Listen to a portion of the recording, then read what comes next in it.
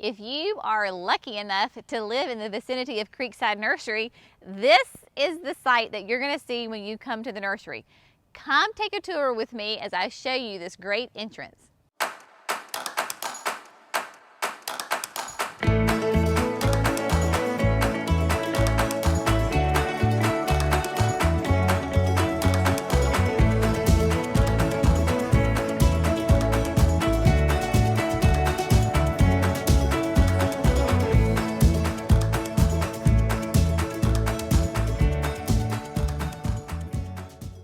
Hello friends, it is Jenny. Welcome to Gardening with Creekside. Today I am going to take you on a little garden tour of the entrance to our nursery, Creekside Nursery. This is, there's actually three parts kind of this entrance, and so we're going to go through them one by one. The first one is this massive bed over here. Now, this is a relatively new bed for us. We just put it in within the last year. It was late last summer, early fall that we put it in. In fact, we did a whole video on that installation of the bed and then all of the perennials and the shrubs and trees that are in here. So if you have questions or certain plants that you see that you really like, go check out this video and it will give you all of the details about those. What we're going to focus on today is the annuals that are in here. This is a really large bed. Basically, it is a triangular shape. It is a bit challenging because it is in the shade for most of the day until about lunchtime. It gets several hours of really intense hot sun, and then late evening it goes back into shade. So I had to find plants that would be really high performers in both sun and shade. And it is at the bottom of a hill, so that it gets a lot of moisture comes into this bed. This is not on irrigation, so it is either really wet or it is really dry.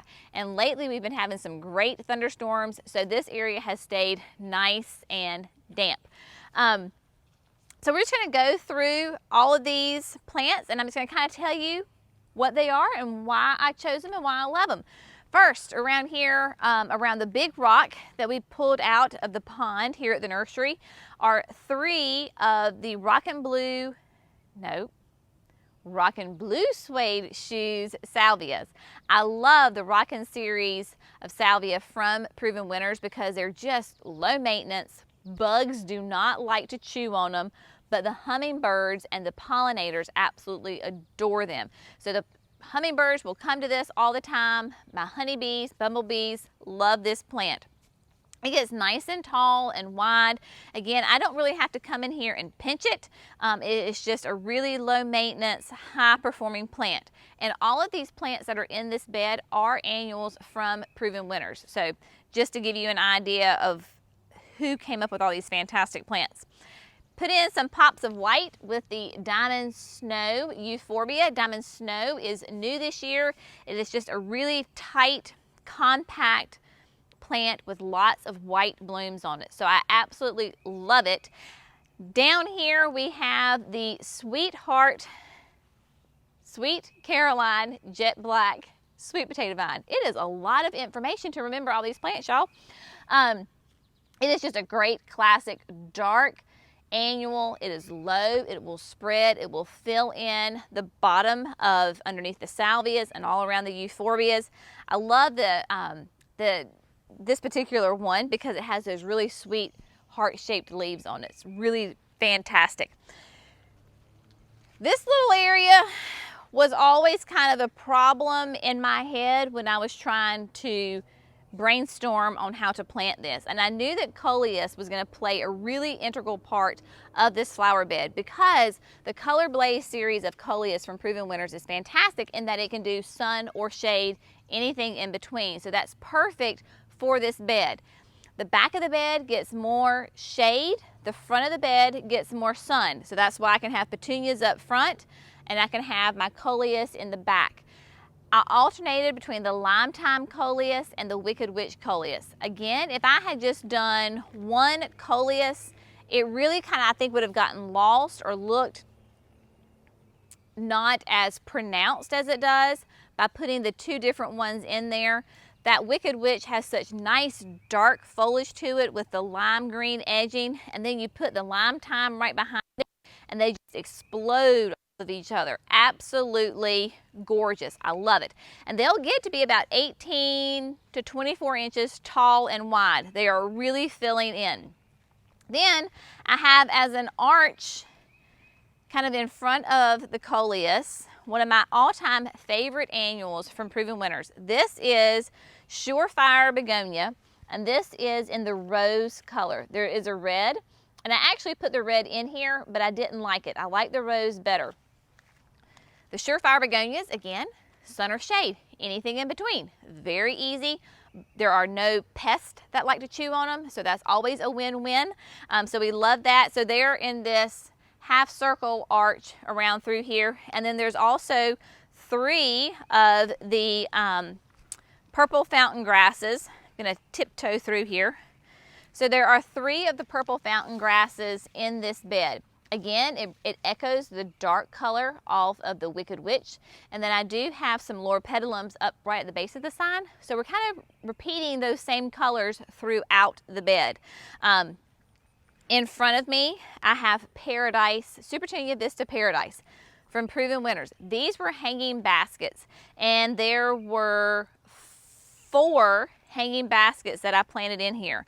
So this was one hanging basket, 1, 2, 3, and 4. They have just loved this area and taken off. That is a great hack. In fact, remember in the video that I showed you that little trick of planting your hanging baskets in the landscape. Gives you massive color instantly. It's fantastic. Then here we have in the center, this is the Angelona Super Blue. This is specifically for the landscape. The Super Blue is for the landscape as opposed to just the regular Angelona Angel Face Blue. It's a little bit bigger, it'll get taller, but it has those great, hot, deep purple blooms on it. The Angelona is in the Snapdragon family, so it kind of reminds you of that Snapdragon. So we've got those going on.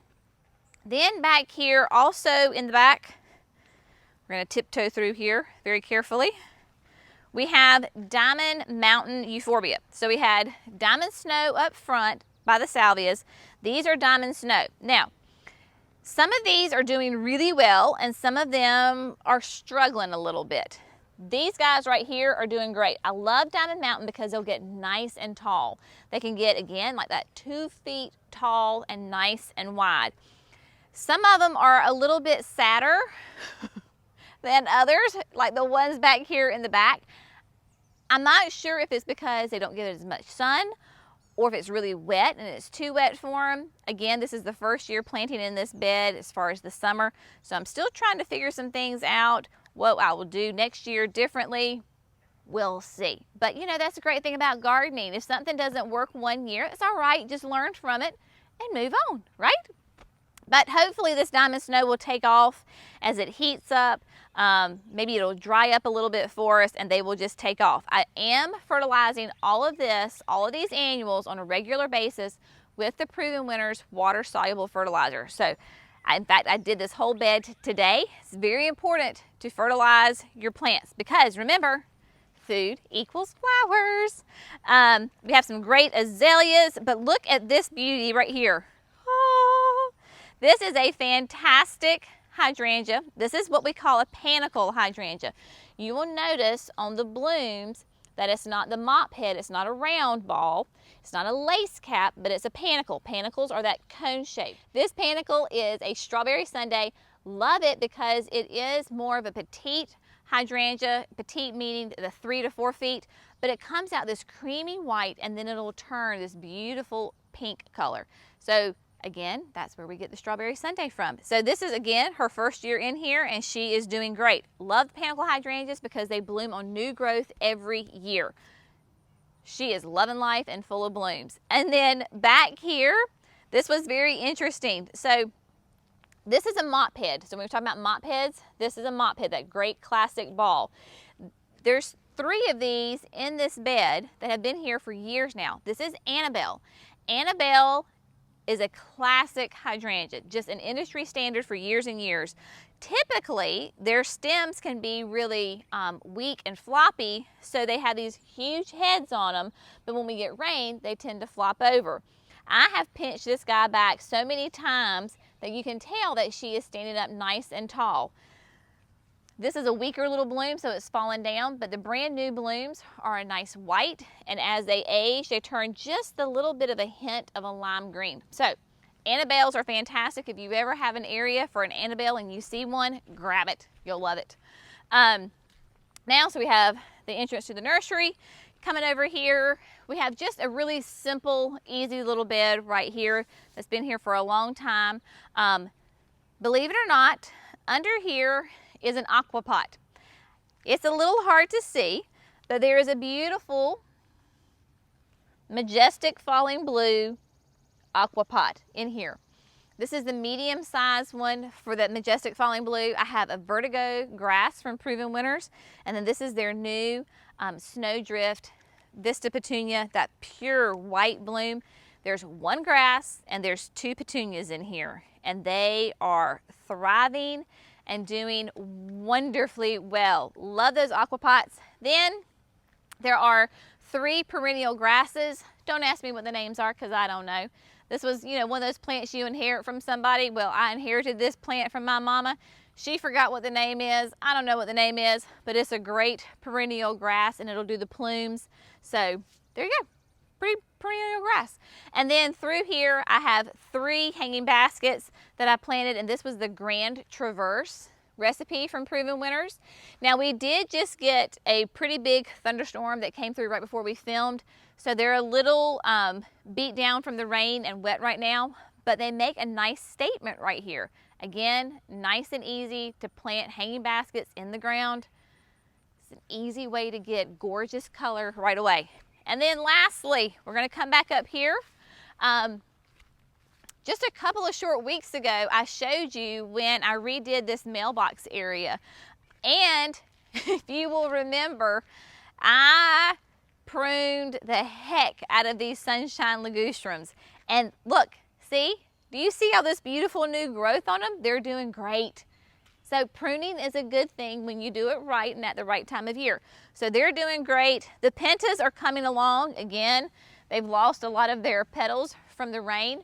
They got fertilized today, but they are filling in quite nicely. We'll get some good hot sunny days and they will flush out with lots of blooms. But I hope you've enjoyed this little tour of the entrance to Creekside Nursery.